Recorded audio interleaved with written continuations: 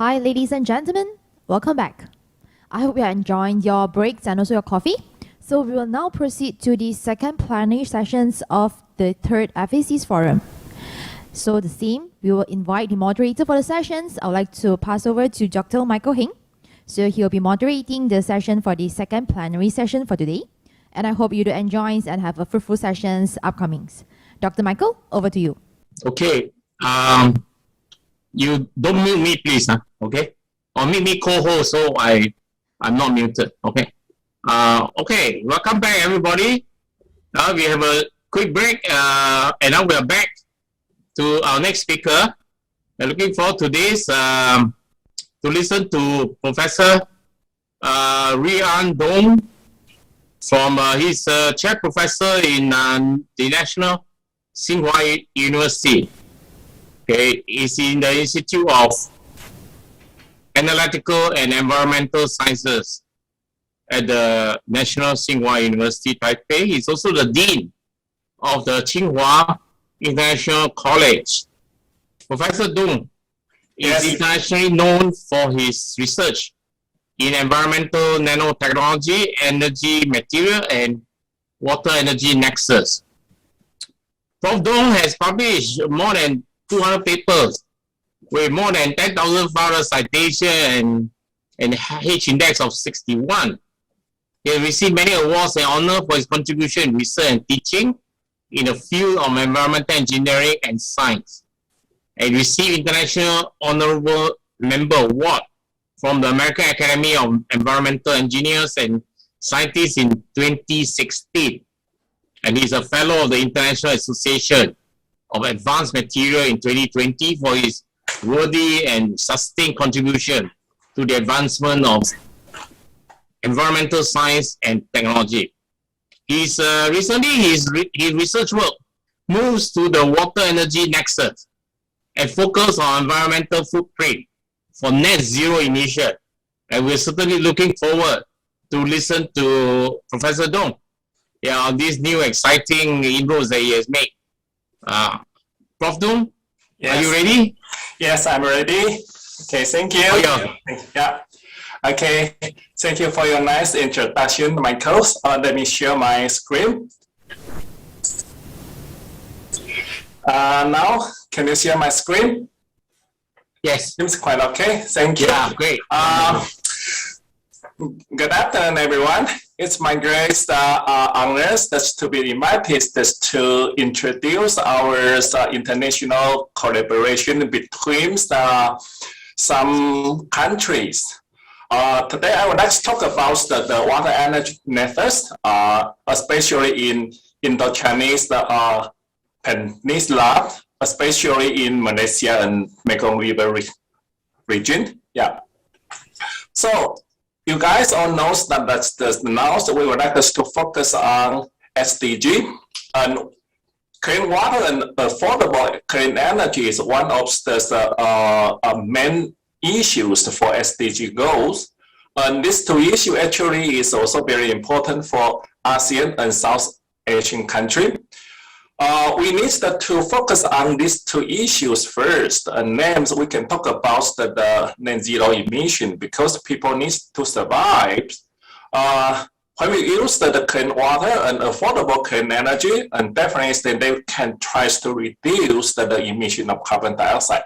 So that's for SDG and net zero emission, they are highly correlated. And when people talk about a lot of the net zero emission, but we need to go back to see all the environmental footprint, including air, carbon dioxide, water, and waste. So that is the reason why we need to talk about the water energy methods here. So according to this idea, Tsinghua University has launched the Water Innovation and Sustainable Energy Center in Malaysia since 2018. Our main work is tries to promote the international collaborations for SDG and net zero emission, and tries to establish the networking system to foster the talent and young scholars. Like the other presenters, we would like us to focus on several issues. One is the water safety. Second is the biomass convergence, that like the previous speaker we talked about the biochar. Names, we also focus on circular economy and sustainable energy here. So this center is supported by the most Taiwan. And then we try to cooperate with the several universities in Malaysia from 2018. So here is the case. You can see that's the main islands for Malaysia. We try to cooperate the several universities from southern parts of the UTM and the northern parts of the USM. The main goals we select this the three universities that we can try to do the southbound to Indonesia and some other country from UTM. And then we can go to the northbound to the Indo-Chinese Peninsula, especially for Thailand, the Cambodia, the Laos, and Vietnam. So we have invited more names, 160 scholars to Taiwan during the past 3 years. And we also tried to organize the several short training. Name first at least 50 students that are from ASEAN at Tsinghua University. So according to our main ideas, we tried to establish these two offices. One office at UTM, the other office at UNIMED. And then we also try to have quite good bilateral PhD programs with USM. So that is the case we try to do. And names we try, like I mentioned, we try to invite some persons to Tsinghua. So that's when they come to Tsinghua, we can do the lab tour, field trips, workshop, and we also have the virtual conference. And then we also try to link some other friends that are in the other countries to visit Malaysia or even in Thailand, Cambodia, and Indonesia. So that is the works now we are trying to do. But why we moved from Malaysia to Mekong River's country? Because we believe that the Mekong River's watershed is one of the most important rivers in Indo-Chinese Peninsula, because they suppose that more than 70 million persons for their daily life. So it is quite important for us, especially in Southeast Asian country. We focus on agriculture. We need the waters, the clean waters to drink. We use the Mekong River for transportation and also use the hydropowers to produce electricity. However, Mekong River watershed has been highly contaminated. Here you can see that it is the contamination of arsenic from Nepal, in India, Bangladesh, and then you can see that Bangladesh, Vietnam, and some others, especially in Mekong Delta, is highly contaminated. So we believe that maybe we can try to cooperate together and then to tries to foster the leaderships of the young talent scholars. Names that the uniqueness of this white center tries to extend the wind water energy methods to food, water, and energy. We call it fuel. So it is very important for us. Names that the practical things we would like us to do is that we would like us to use the doctor without borders. The same concept, we call this one is the engineers without borders. So that we hope that we can find some fundings that we can invite people to Taiwan, and we also can invite some scholars from Taiwan and the other countries to Mekong River countries to tell them or to teach them how to create their own knowledge and then create their own technology.